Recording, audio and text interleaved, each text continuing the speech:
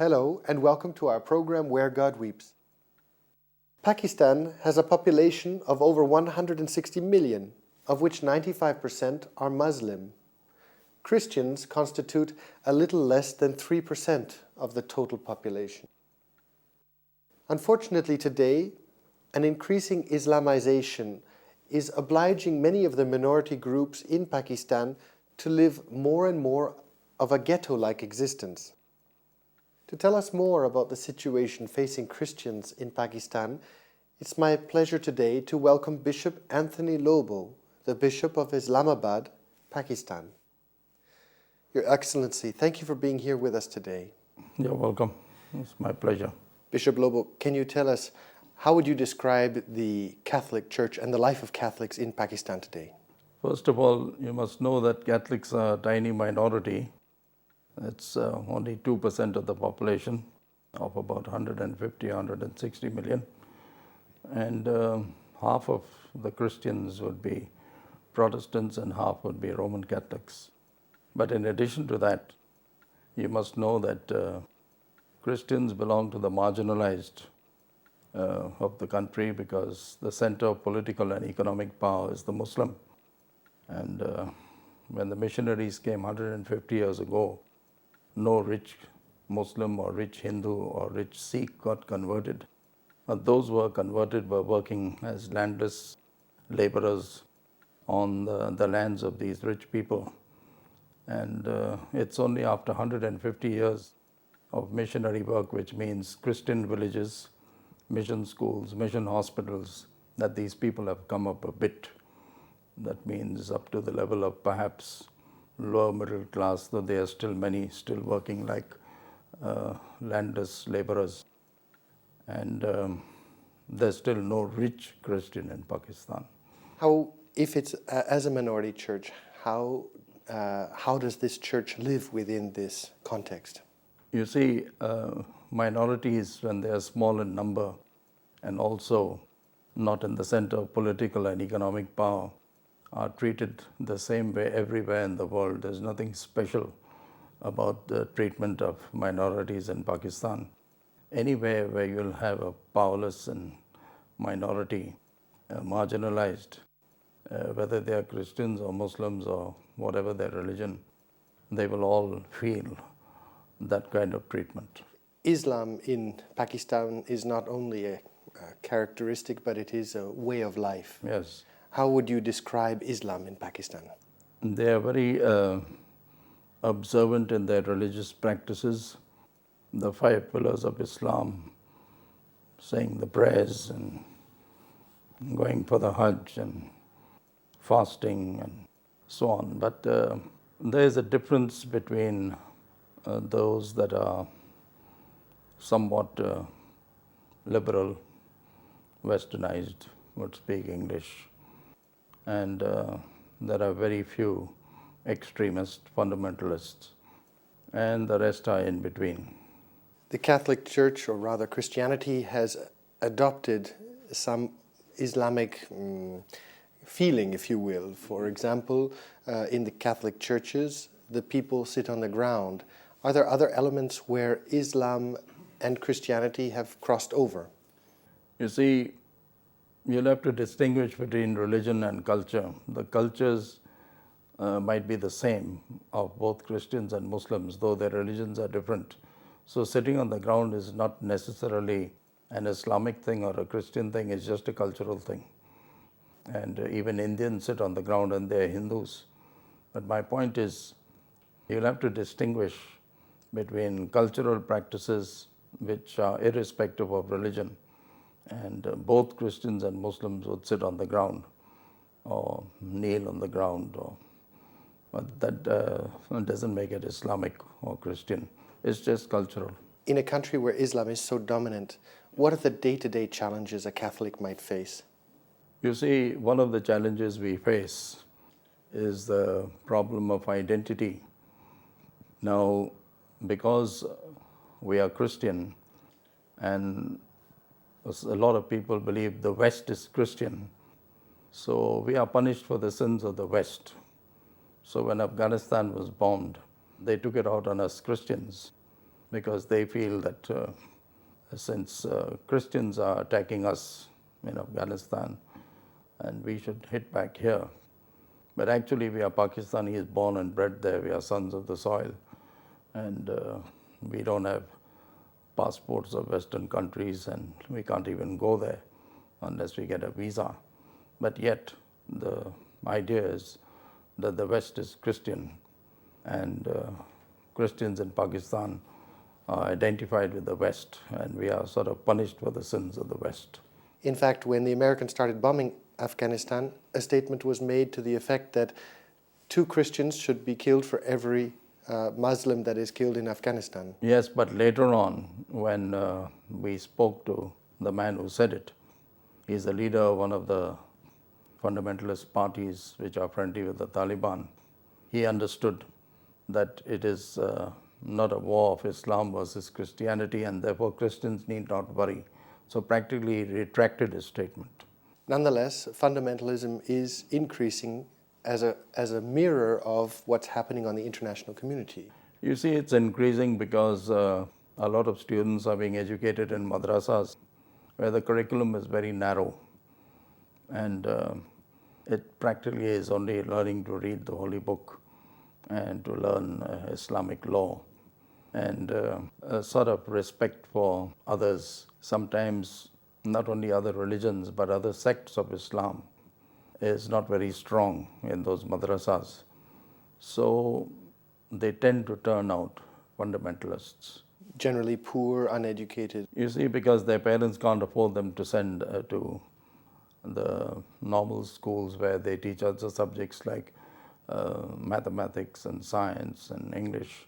So their curriculum is very narrow and restricted, and it lends itself to that kind of narrowness and extremism. In the South, it is possible, or rather still possible, to convert to Christianity, whereas in the north of Pakistan it is not possible. Why is there a difference? You see, you must distinguish. There may be people who are tribals who are not Muslims. Some of them might come across and become Christians, but there are no Muslims being converted anywhere in Pakistan.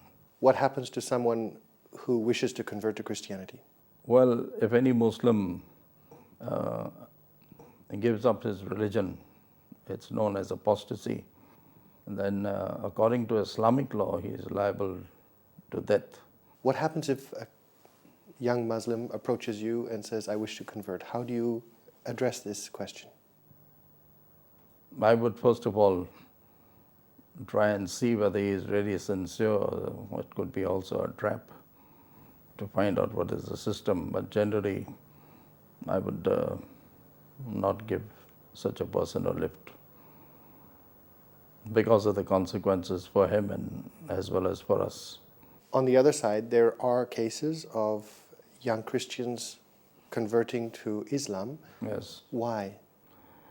You see, first of all, lots of them are in economic problems, and they are offered help to get out of those problems.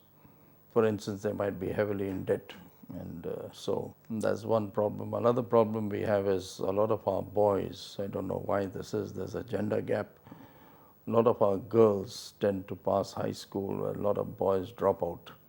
So when the time comes for marriage, some Christian girls feel that Christian boys are not our class. So they go to someone who's of a better class.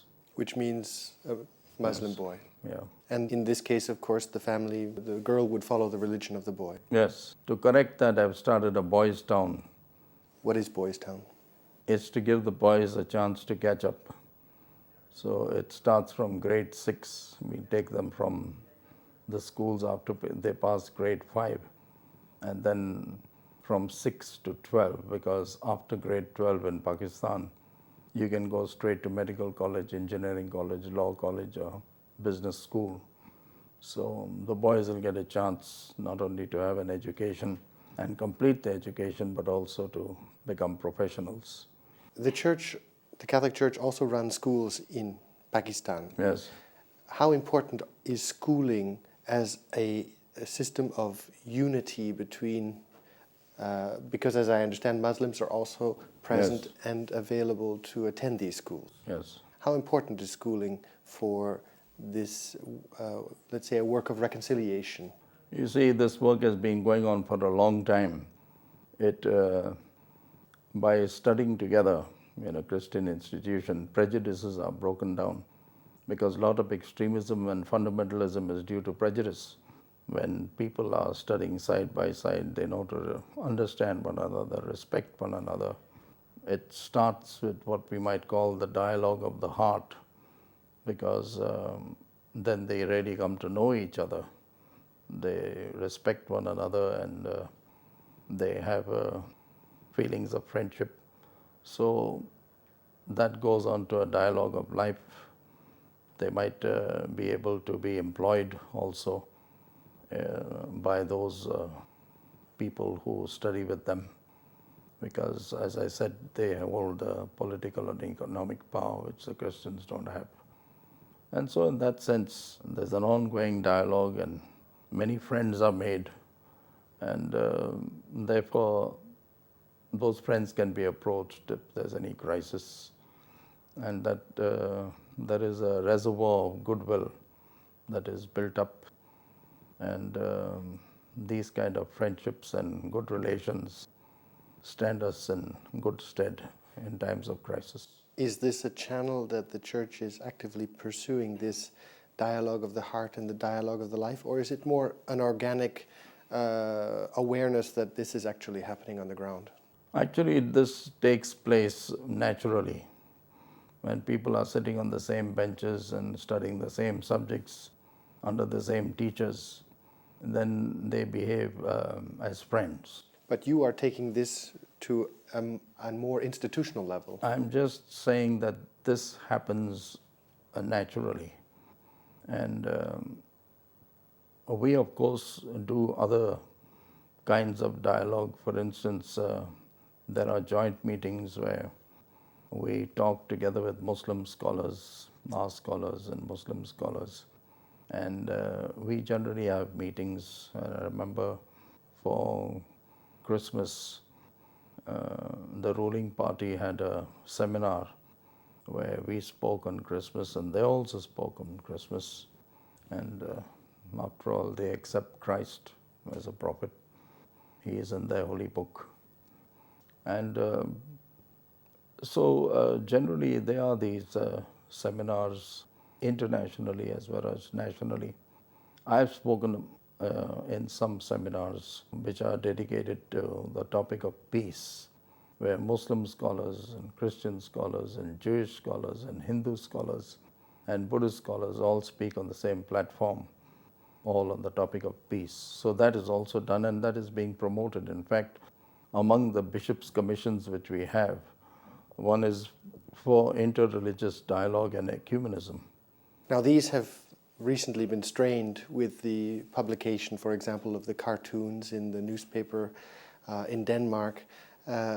What happened? What was the reaction that Christians suffered as a consequence of the publication of these cartoons? You see, it worsened the atmosphere, because although they knew that we were not guilty, but I said, we are punished for the sins of the West. So whether it is the bombing of Afghanistan or the publishing in Denmark and other places of the cartoons, they try to take it out on us, because they say the West has published the cartoons, and therefore Christians who have the same religion. The ironic thing is that I don't know whether people in Denmark have any religion. And if they had, I don't think they would have published those cartoons and allowed their papers to do it. But what was the violence enacted against Christians? Well, it started with an accusation that a Christian had torn the Holy Quran in succor. But actually we found out the one who did it just to blame his father, falsely accusing him. His father is a Christian and he was a Christian 8 years ago, but he converted to Islam. So he wanted to get the property from his father. So he thought by getting him locked up or accused of blasphemy, he'll get hold of the property. Well, the procession was taken out against it, and then they burnt two churches, one Catholic and one Protestant, and two schools, one Catholic and one Protestant. But immediately the government intervened, and of course the churches and the schools were already attacked, and they promised to compensate. And later on they discovered that the one who did it was accusing his father-in-law, and then he admitted that he did it himself. His father-in-law is Christian. He is a converted Christian, converted to Islam. And now he is under arrest, but the damage has been done. But I think, though it started off as a procession because of the desecration of the Quran, some of the force of that was also because at the same time the protest about the Danish cartoons are going on. So it added fuel to the fire, if I can put it. There is an underlying challenge to the church, which is the blasphemy laws. Yes. What are these laws, and what challenge does this confront to Christians? You see, literally, the word blasphemy is only against God. But here, 295b is the desecration of the Holy Book, and 295c is disrespect for the Prophet. Now, those are also called blasphemy laws, though blasphemy, strictly speaking, is only against God. But there is no death penalty attached to desecration of the Holy Book, but life imprisonment. But insulting the Prophet carries the death penalty if the person is convicted. There's a very serious flaw in the 295c, which is insulting the Prophet, because that is the only law in the whole world, not only in Pakistan but in the whole world, where the intention to do the wrong is not considered. For instance, somebody might have pronounced a word not even knowing that it would be insulting, not willingly, not intentionally, not willfully, but that is enough. That's worthy. And there's another trouble with that. People don't wait for the police to arrest the person and for the courts to try and convict him, and they just take the law in their own hands. It's like a mob that goes there and... A vigilante justice. Yes. So therefore, we have protested from the very beginning. And the main reason for protesting is most of the accusations that are made are motivated and false. For instance, this man wanted to get property. Now, to get property is a common motive for misusing, I would call, the blasphemy laws. Now, the laws are written in such a way that they are open to misuse. Now, for instance, if somebody really insults the Prophet or deliberately, then I think he should be punished. But mostly these are false accusations, just as the case in Succor. They either want to capture his property or capture his job or something. It's motivated. And the law is misused. It lends itself to misuse. So the latest news is the government is seriously thinking of modifying the law in such a way that there can be no misuse. But the point is, as soon as an accusation is made, before it is investigated, before it is registered, a mob is formed and attacks, because they misuse again the loudspeakers of the mosques and arouse the people, and several mosques in the area will do that. And this is danger with that law. The combination of the increasing fundamentalism and the concerns of the blasphemy law have obliged many Christians to leave, to migrate south. How is this, and how is the church trying to respond to this question? You see, first of all, you must know that a lot of Muslims are also trying to leave Pakistan. It's not a question of religious asylum so much as economic asylum. They just want to better their lot. If you count the number of people leaving the country as illegal immigrants, most of them are not Christian. There may be a few, but most of them are Muslims. And they are just doing it because they feel they can earn more money in Europe or America, and that's why. They don't even go to Europe and America always. They even go to some countries like Malaysia or Korea where the economy is better and where they feel they can earn more money, send it back home, build a nice house for themselves. And that again is common to both the religions. It's not that only Christians are going away. So numerically, Christians are increasing, decreasing, stable? Well, I would say both Muslims and Christians are increasing because of the birth rate. It's not because of conversion. With regard to the question of violence against Christians, do you have any lesser known stories of how Muslims are working to help Christians that perhaps we don't hear about so often? You know the recent earthquake, it happened all in my diocese mostly. There's very little in India. But the frontier province which is affected and our part of Kashmir, you know that the death toll was about 75,000 and 200,000 people were rendered homeless. Almost the first people to go to the assistance of those affected were Christians, Christian NGOs. I had volunteers from my own diocese who rushed there. And although there are not many Christians there, about few families, 15 to 20 in that whole area.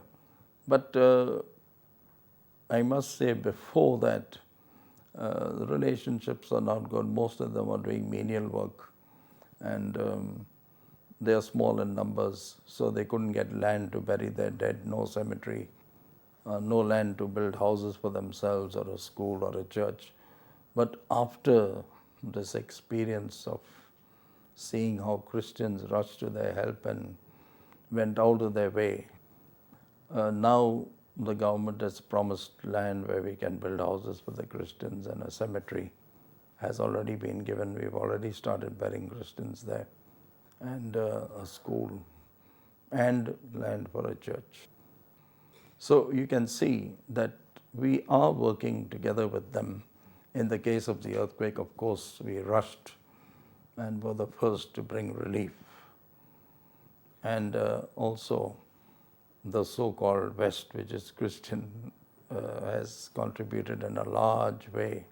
How important spiritually is the help of charities like Aid to the Church in Need for the people of Pakistan as a sign of solidarity? How important is this for the people of Pakistan? You see, I would say all help to be given,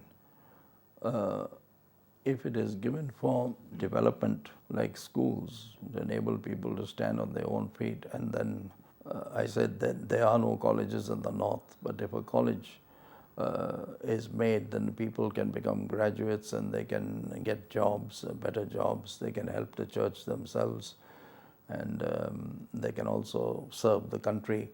So it's good for the development of the church if money is given for those kind of things.